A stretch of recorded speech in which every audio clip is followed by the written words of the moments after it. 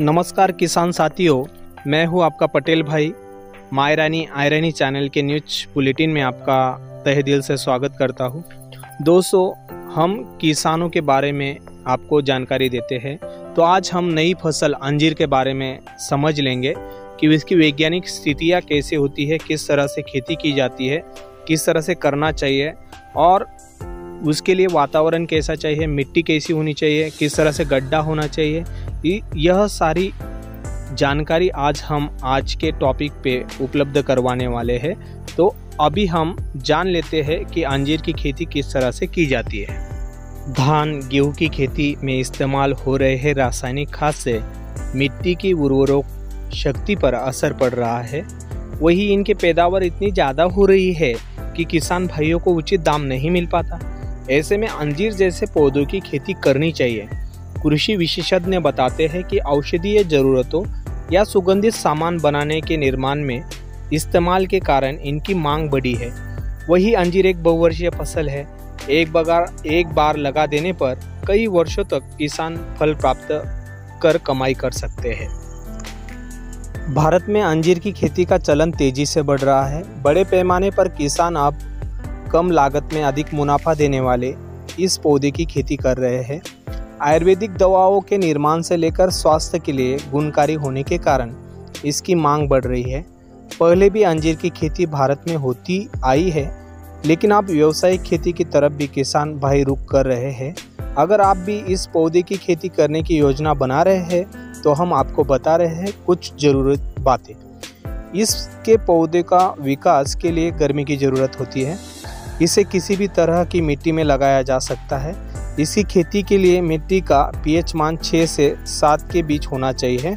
इसकी खेती के लिए सामान्य बारिश की ज़रूरत होती है। अंजीर की खेती के लिए पुरानी फसलों के अवशेषों को पूरी तरह साफ करना जरूरी होता है। इसके बाद मिट्टी को भुरभुरा बनाया जाता है और फिर पाटा चलाकर मिट्टी को समतल कर दिया जाता है ताकि जल भराव जैसी समस्या ना रहे। खेत के समतल बनाने के बाद उसमें 5 मीटर की दूरी बनाते हुए पंक्तियों में गड्ढे तैयार किए जाते हैं। गड्ढों को 2 फीट चौड़ा और 1.5 फीट गहरा खोदा जाता है। गड्ढे को तैयार होने के बाद उनमें उचित मात्रा में जैविक और रासायनिक उर्वरक को मिट्टी में मिलाते हैं। इसके बाद अच्छे से सिंचाई कर दिया जाता है। जल निकासी के अच्छे इंतजाम वाले खेत में ही अंजीर की खेती करने की सलाह दी जाती है।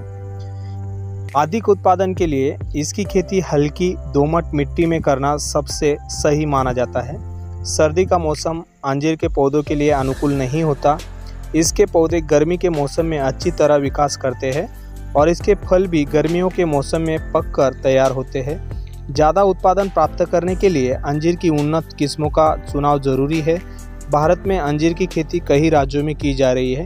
क्षेत्र और वहाँ के जलवायु के हिसाब से इसकी किस्मों को किसान चयन करते हैं। दिनकर अंजीर की किस्मों को महाराष्ट्र में अधिक उगाया जाता है। Indian rock, brown turkey, Krishna, elephant, ear, Brunswick, Osborne, weeping fig और सफ़ेद फिग जैसी कई किस्मों को भी किसान उगाते हैं।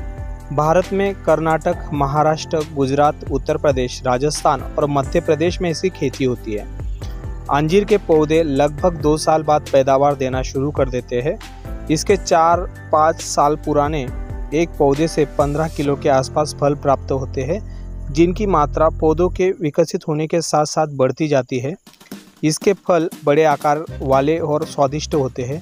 इसमें पर्याप्त मात्रा में कैल्शियम, विटामिन ए, बी और सी जैसे पोषक तत्व पाए जाते हैं। इसके फल के इस्तेमाल से मधुमेह, अपच, दमा और स्तन कैंसर जैसे तमाम रोगों में फ़ायदा मिलता है। खेती करने वाले किसान बताते हैं कि 1 बीघे में 30 से 40 हज़ार रुपये की फसल प्राप्त हो जाती है।